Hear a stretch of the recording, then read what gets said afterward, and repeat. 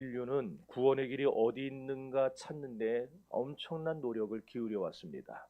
지금도 종교라는 범주 안에서 저마다 구원의 길을 찾아가고 있어요. 어떤 이는 불교, 어떤 이는 이슬람교, 어떤 이는 카톨릭이나 유교에서 구원의 길을 찾습니다. 이처럼 사람들은 자기가 관심을 갖고 있는 이 종교에 영생과 구원이 있다는 헛된 망상에 빠져서 자기 나름대로 종교적 생활을 영위해 나가고 있는 것입니다. 티베트 불교의 정치적 종교적 지도자였던 그 달라이 라마가 1999년 달라이 라마 예수를 말하다라는 책을 펴냈어요. 아니, 달라이 라마가 예수를 뭘 한다고 저런 책을 펴냅니까?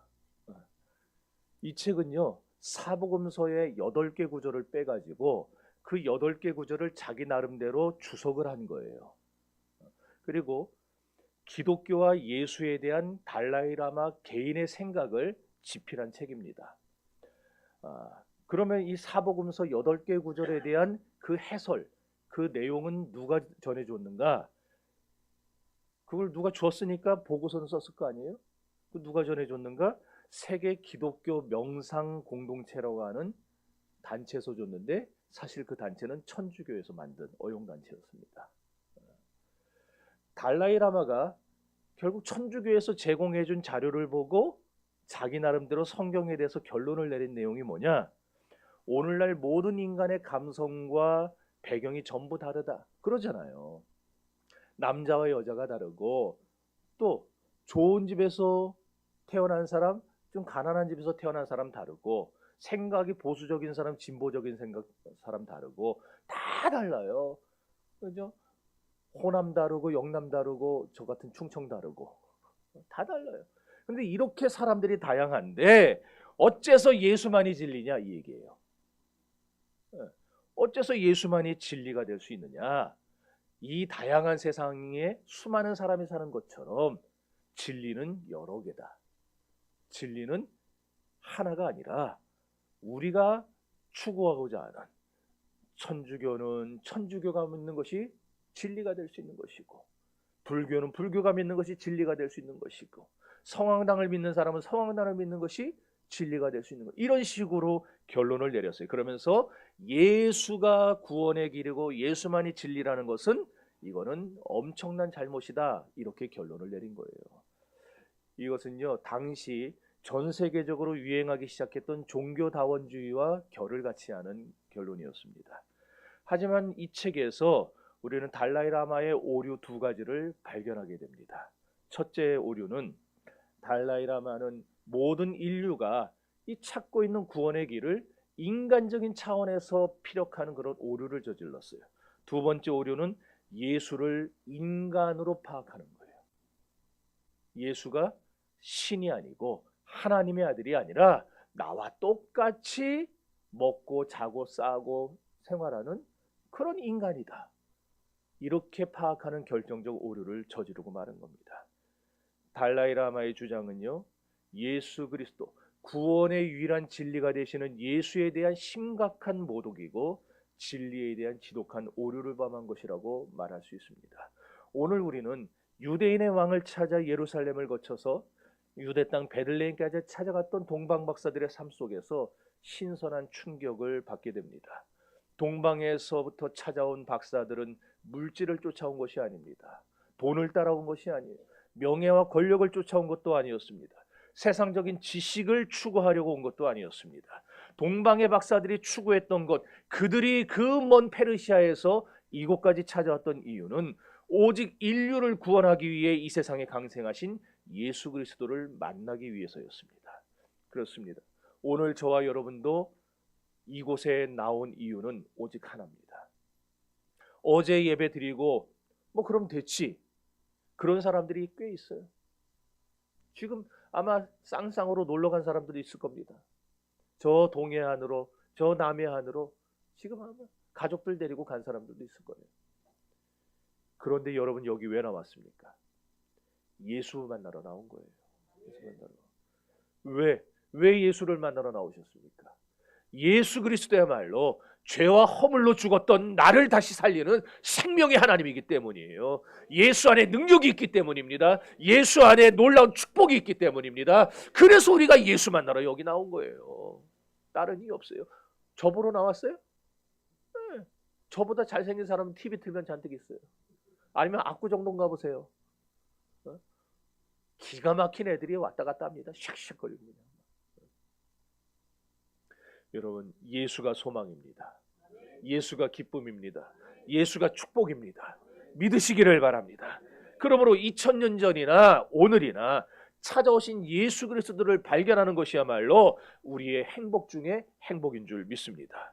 오늘 본문은 우리에게 두 가지 사실을 가르쳐 줍니다. 첫째는 예수는 어디서 찾아야 되느냐? 말씀에서 찾아야 된다. 이걸 가르쳐 줘요. 무슨 말입니까? 구원의 길은요, 오직 성경 안에 있다는 거예요. 구원의 길은 여기도 있고 저기도 있는 게 아니에요. 주님은 그래서 마태복음 24장 23절에서 이렇게 친히 말씀하셨습니다. 다 읽습니다. 그때의 사람이 너희에게 말하되 보라 그리스도가 여기 있다 혹은 저기 있다 하여도 믿지 말라. 따라합시다. 유대인의 왕으로 나시니가 어디 계시뇨? 동방박사들이 하는 이 말을 들었을 때 온 예루살렘 성도들이, 온 예루살렘 백성들이 소동했다 그랬어요. 헤롯 또한 크게 놀랐습니다. 그래서 헤롯이 대제사장들과 서기관들을 불러 물었어요. 그리스도가 어디서 나겠느냐? 그러니까 그들이 이렇게 대답합니다. 마태복음 2장 5절과 6절입니다. 시작.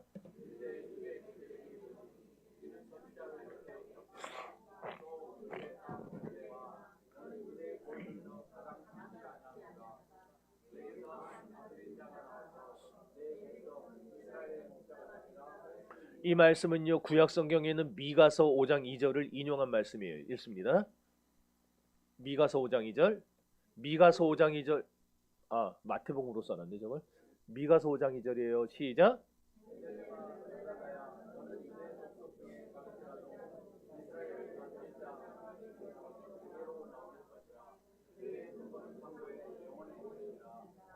아멘. 서기관들을 보세요. 자기 생각을 말했어요. 지금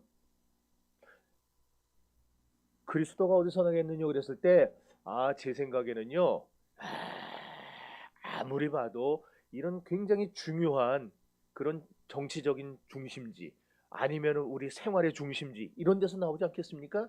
대전에서 나오지 않을까요? 아니면 저 목포에서 나오지 않을까요? 이러지 않았다라는 거예요. 그들은 기록된 하나님의 말씀만 전했어요. 기록된 바 예수는, 그리스도는 베들레헴에서 나실 것이라. 그걸 전했어요. 따라합시다. 기록되었으되. 또 다시 따라합시다. 기록된 바. 이게 예수의 정신이고 우리 크리스찬의 정신입니다. 우리는요, 오직 말씀에서 그리스도를 찾아야 됩니다.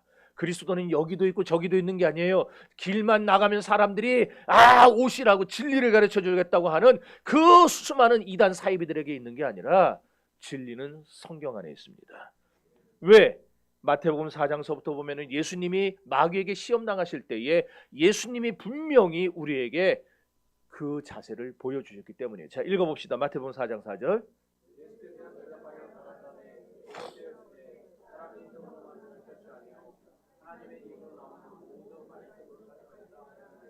사장 7절.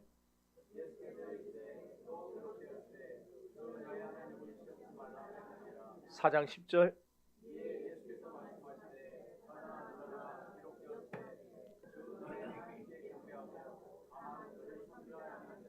아멘. 자, 뭐라 그랬어요? 세 구절에서 다 기록되었으되. 2024년 여러분 성경에서 예수를 만나시기 바랍니다.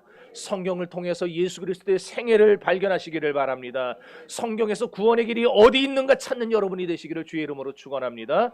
예수 그리스도를 체험을 통해 발견하는 사람들이 있어요. 또 인간의 철학과 과학을 통해 예수를 발견하는 사람들이 있습니다. 도덕과 양심을 통해서 예수를 발견하는 사람도 있어요. 과학이 진리인 줄 아는 겁니다. 과학으로 설명되지 않으면 전부 다 거짓으로 몰아가요. 아니에요. 역사 이래로 과학만큼 불확실한 것도 없고 과학만큼 변동이 심한 것도 없어요. 왜? 16세기 이전에는 태양이 지구를 중심으로 돈다고 생각했어요. 그게 과학이었어요.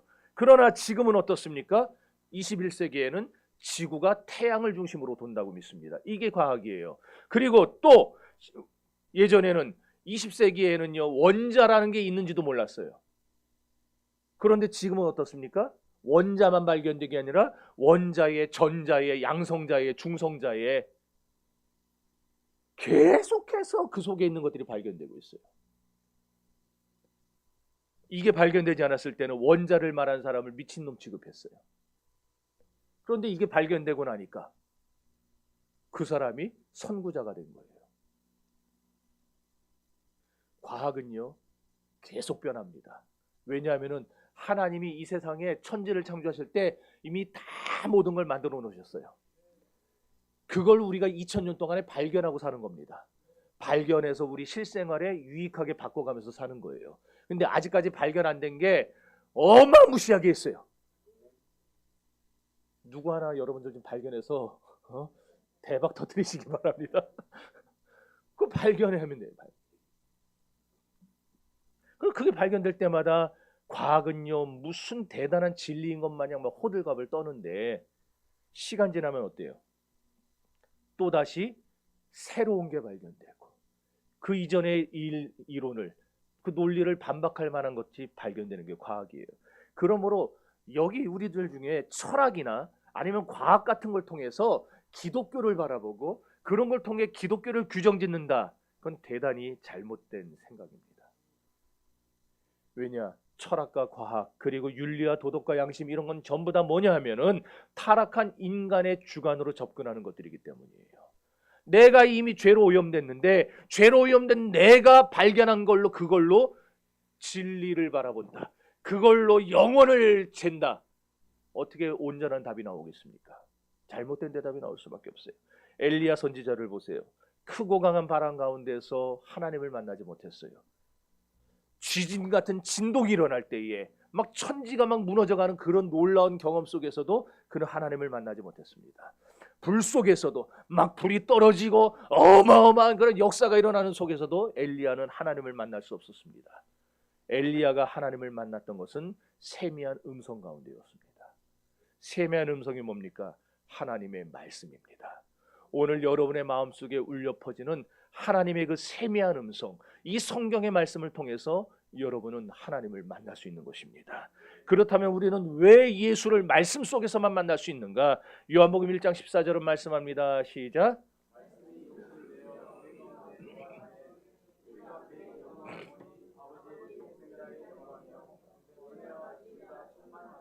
아멘. 구약은 예수 그리스도의 대속적 죽음을 말씀하고 있어요. 신약은 예수께서 구약의 약속대로 이 세상에 오셔서 죽으시고 다시 사심으로 나를 죄와 사망에서 건져냈다고 말씀합니다. 이렇게 구약과 신약은 일관되게 무엇을 증거하느냐? 예수 그리스도, 이 예수가 우리의 구세주고 이 예수가 우리의 생명의 주인이고 이 예수가 우리의 심판주라는 사실을 거듭거듭 강조하고 소개해주고 있는 거예요. 그래서 예수님은 요한복음 5장 39절에서 이렇게 말씀하셨습니다. 너희가 성경에서 영생을 얻는 줄 생각하고, 다 같이 읽으세요. 성경을 연구하거니와 이 성경이 곧 내게 대하여 증언하는 것이라. 아멘. 또 누가복음 24장 27절에서는 엠마오로 돌아가고 있는 두 제자에게 나타나셔서 모세와 및 그와 선지자들의 글로 시작하여 모든 성경에 쓴 바 자기에 관한 것을 자세히 설명하셨다 그랬어요. 성경이 누구에 대해서 쓴 거라고요? 예수에 대해서 쓴 거라. 예수님이 친히 말씀하신 거예요. 그렇습니다. 성경은요, 하나님의 말씀은요, 창세기부터 계시록까지 철저하게 누구를 보여주느냐? 예수를 보여줍니다. 그러므로 우리가 예수를 만나고 싶다면, 여러분이 2024년에 예수 만나 새 삶을 살고 싶다면 다른 곳에서 찾지 마세요. 여러분, 성경에서 예수를 만나셔야 됩니다. 왜? 이 성경이 곧 내게 대하여 증언하는 것이라 했으니까. 모세가 성경에 쓴 바 자기에 관한 것을 자세히 설명하셨다고 하셨으니까 신구약 성경이 이렇게 예수께서 어떤 분인가를 설명해 주는 책이기에 우리는 반드시 여러분이 2024년도에 성공하기 원하고 승리하기 원한다면 그리스도를 알아야 될 텐데, 그리스도를 아는 길, 축복의 삶의 길은 어디 있느냐? 바로 이 성경 속에 있는 것입니다. 성경을 통해 예수를 힘써 알아가는 여러분들 되시기를 축복합니다. 여러분, 두 번째로 예수 그리스도를 이제 발견했다면은 우리는 성경을 실천할 줄 알아야 됩니다. 동방의 박사들은요, 유대 땅 베들레헴의 메시아 그리스도께서 나셨다는 얘기를 듣고 예수님을 만나러 당장 떠납니다. 곧장 실행에 옮겼어요. 야고보 사도가 야고보서에서 믿음과 행함에 대해서 가르쳐 줬어요. 그것처럼 우리의 믿음은 어때야 됩니까? 반드시 행함과 함께 움직여야 됩니다. 오늘날 그리스도인들이 세상에서 비난받는 이유는 말은 있는데 행함이 따르지 않아서 그렇습니다. 우리는 적어도 우리 정신교회 성도들은 이 구주 성탄의 날에 말만 앞세우는 자들이 아니라 행함을 같이 할 줄 아는 그런 성도들이 되시기를 바랍니다. 동방의 박사들은 그랬어요. 유대인의 왕이 베들레헴에서 탄생할 것이라는 말씀을 듣자마자 그들은 실천에 옮겼어요. 지친 몸을 이끌고 다시 베들레헴으로 길을 떠났습니다. 그들이 떠난 시간은요, 방향을 알 수 없는 밤이었어요. 지쳤고 분간할 수 없는 깜깜한 힘든 밤이었습니다. 몸도 힘들었습니다. 페르시아에서 수천 킬로를 그들은 낙타를 타고 왔어요.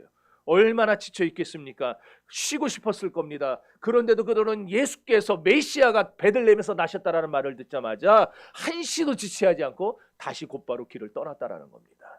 우리가 말씀을 실천하는 데는 이와 같이 어려움이 따르고 곤고함도 따릅니다. 말씀대로 실천하려면은요, 11조도 해야 되고 주일 성수도 해야 되고 서로 사랑도 해야 되는데 그게 말처럼 쉽지가 않아요. 상황이 좋을 때는요 그래도 괜찮은데 상황이 좋지 않을 때, 막상 벌이가 시원치 않을 때, 대출이자가 급등하고 사업도 어렵고 앞날이 불투명하고 애들한테 들어가는 돈은 과외돈은 점점 늘어나고 할 때 우리가 말씀대로 사는 것은요 점점 요원해집니다. 내가 괜히 말씀대로 살다가 괜히 더 큰 실패나 하지 않을까? 그런 염려와 두려움이 우리를 꽉 사로잡습니다. 그러나 사랑하는 성도 여러분, 그럴 때 베드로처럼 해보시기를 바랍니다. 베드로는 이렇게 말합니다. 누가복음 5장 5절입니다. 시몬이 대답하여 이르되 선생님,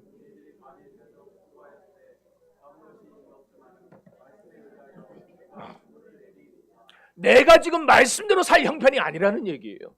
내가 지금 이렇게 주님 말씀 듣고 그거 따를 만한 한간 사람이 아니라는 겁니다. 당장 지금 우리 가족이 힘든데, 내가 먹고 살아야 되는데 내가 어떻게 주일날 교회 나갑니까? 내가 어떻게 하나님을 11조 합니까? 내가 어떻게 나보다 어려운 사람 도와주십니까? 내가 어렵으면 나 좀 도와주세요. 이거예요. 주님도 아시지 않습니까? 주일 한번 나오는 것도 힘든데 수요일 나오고 금요일 나오라고요? 못하겠습니다. 제가 작년에 여기 어떤 분들에게 2023년에는 수요 예배 나오시기를 바랍니다 때 아멘들을 했어요. 근데 안 나왔어요. 누군지는 얘기는 안 하겠어요. 내가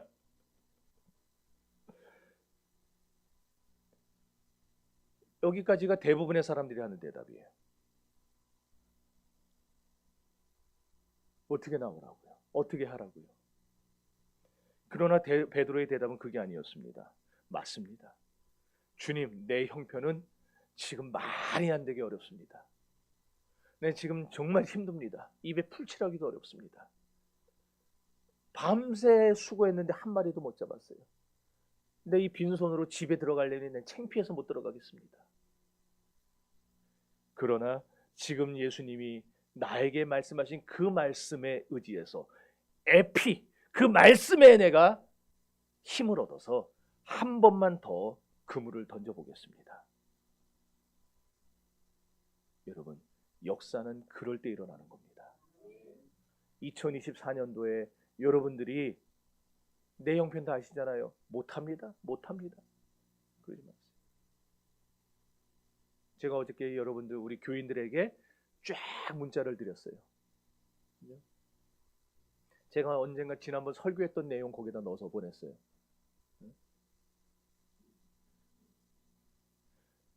내년에 다 매스컴 틀어보세요. 다 어려워진다 그래요. 다 어려워진다. 다 힘들어진다 그래요. 점점 힘들어지고 어려워질 거라고 합니다. 여러분 근데 생각해 보세요. 매년 내년 전망 좋습니다를 한 적이 있었어요? 우리나라가? 없었어요. 맞다고 그러는 거예요. 지금 저거 계속 맞다고 그러는 거예요. 우리 권사님 70년, 80년 가까이 사시는데 살기 좋은 때, 내년에는 정말 살기 좋아질 겁니다. 들어보셨어요? 못 들어보셨죠? 저도 못 들어봤어요. 50을 사는 동안에. 내년에 힘듭니다 그랬지. 그런데 어때요? 지금 다 우리 살아왔어요. 다 살아왔어요. 여러분의 힘으로 산 겁니까? 하나님이 여러분 살게 하신 거라면 내년에 세상은 다 어두운 전망들을 쏟아내도 여러분이 하나님을 자기들의 하나님으로 믿고 하나님을 의지하는 믿음으로 서 있는다면 그 하나님이 여러분에게 믿음대로 역사하시지 않겠습니까? 사랑하는 성도 여러분, 베드로처럼 한번 해보세요. 내가 말씀에 의지해서 한번 해보겠습니다. 동방의 박사들이 베드로처럼 실천한 거예요. 피곤하고 지친 몸을 이끌고 한밤중에 메시아 그리스도를 찾아 베들레헴으로 떠났습니다. 그러던 중에 그들은요, 자기들을 페르시아에서부터 인도하던 별을 발견해요. 주님의 별을 다시 한번 만나서 그들은 크게 기뻐합니다. 저희가 별을 보고 가장 크게 기뻐하더라 그랬어요. 사랑하는 성도 여러분, 성경에서 예수를 발견하고 발견한 말씀대로 생활에 옮기기 시작할 때 하늘로부터 기막힌 기쁨과 은혜가 쏟아져 내려올 것입니다. 동방의 박사들이 별을 보고 기뻐했던 것 같이 여러분이 성경에서 예수 발견하고 그 발견한 예수를 생활 속에서 실천하며 살아갈 때 나는 어렵지만 나는 힘들지만 말씀대로 한번 살아보겠습니다 할 때 2024년도 여러분의 가정에, 여러분의 직장에, 여러분의 사업에 하나님은 놀라운 축복을 부어주실 것입니다. 이 믿음이 여러분에게 있기를 바랍니다. 박사들은 쏟아지는 은혜와 기쁨을 감당할 수 없었어요. 그래서 아기 예수 앞에 찾아나가서 그들은 무릎을 꿇고 경배하면서 예물을 드렸던 것입니다. 그들은 그리스도께 황금과 유향과 모략을 드렸어요. 황금은 능력을 상징합니다. 황금을 드렸다는 건 예수를 인정하고 받아들였다는 것을 의미하는 것이죠. 유향은 그리스도 안에서의 속죄를 상징합니다. 예수께서 눈과 같이 양털과 같이 우리의 죄를 희어지게 만드시는 하나님의 아들 그리스도이심을 믿는 것을 의미합니다. 모략은 그리스도의 죽음과 장사를 상징합니다. 결국 박사들이 황금과 유향과 몰약을 드렸다는 것은 예수님이 누구라는 거예요? 우리의 왕이시고 예수님은 우리 하나님이시고 예수님은 우리의 대속자라고 하는 것을 신앙의 고백을 드렸던 겁니다. 사랑하는 성도 여러분, 이렇게 성경은 여러분에게 예수를 만나는 길을 제공해 줄 것입니다. 성경은 결국 여러분에게 경배의 힘이 되고 헌신의 힘이 되는 진정한 신앙의 능력을 가르쳐 줄 것입니다. 그러니 이 성경을 가까이 하셔야 됩니다. 여러분, 내년에는요, 다른 거 가까이 하지 마세요. 만화 가까이 하지 말고 영화 가까이 하지 말고 여러분 웹소설 가까이 하지 말고 웹소설은요 4시간 5시간 보면서 성경은 10분 20분도 못 보는 그런 엉뚱한 사람들 되지 마시고요, 성경을 가까이 하시기를 바랍니다. 이 유튜브 틀어놓으면 하루 종일 봐도 질리지 않는 사람들이 성경만 들으려고 하려면 졸려갖고 정신을 못 차리는 그런 사람들 되지 마세요. 하나님은 저 같은 인간이 아닙니다. 저는 못 봐요. 근데 못 보는 도 저렇게 잘 알지? 하나님은 다 보고 계십니다. 다 알고 계십니다. 내년에 그 하나님 앞에서 정말 여러분들이 작심해보고 성경을 구하시기를 바래요. 작심 3일만 하세요. 작심 3일. 작심 3일 딱 아멘 했어요. 작심 3일 하고 그 다음날 다시 작심 3일 하세요. 네. 네. 이제 그대로 해야 돼요. 이제 아멘 했기 때문에. 작심 3일을 매 3일마다 한 번씩 하세요. 그럼 여러분 1년 내내 할 수 있습니다. 여기 아직도 지금까지 태어나서 성경 한 번 못 읽어본 사람들, 내가 손들라고는 안 하겠어요. 태어나서 성경 한 번을 읽어봐야 되지 않겠습니까? 이 성경 속에 진리가 있는데, 이 성경 속에 은혜가 있는데, 이 성경 속에 생명이 있는데, 이 성경 속에 물질이 있는데, 그럼 안 보겠어요? 성경 읽으면 1,000만 원 준다고 안 보겠어요? 그 생각으로 보세요. 성경에는요 1,000만 원이 아니라 이 안에 이 세상의 모든 보화가 다 들어 있습니다. 그게 기독교의 신비입니다. 여러분, 그래서 2024년 새해에는 하나님의 말씀을 붙들고 예수를 발견한 다음에 이 말씀을 실천하면서 은혜와 기쁨이 충만한 삶을 살아가는 저와 여러분들이 될 수 있기를 주님의 이름으로 축원합니다. 기도합시다.